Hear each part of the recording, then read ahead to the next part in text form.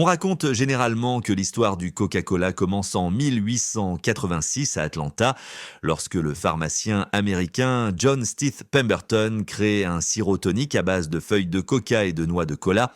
C'est vrai, Pemberton est officiellement considéré comme l'inventeur du Coca-Cola, dont la commercialisation ne débutera réellement qu'au début du XXe siècle. Mais une découverte récente remet en lumière une histoire bien plus ancienne. En Corse, dans une petite maison de village perchée en montagne, une bouteille oubliée pendant plus d'un siècle a été retrouvée par hasard.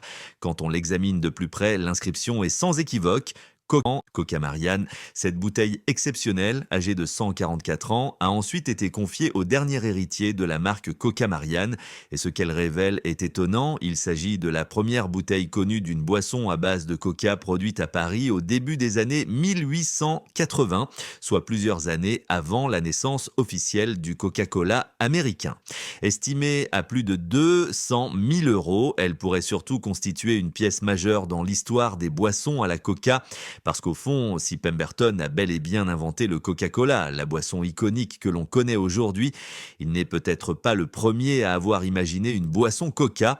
Cette découverte française, longtemps oubliée, suggère que les toutes premières origines d'une boisson à base de coca pourraient être françaises, avant même de traverser l'Atlantique pour devenir le symbole mondial que l'on connaît.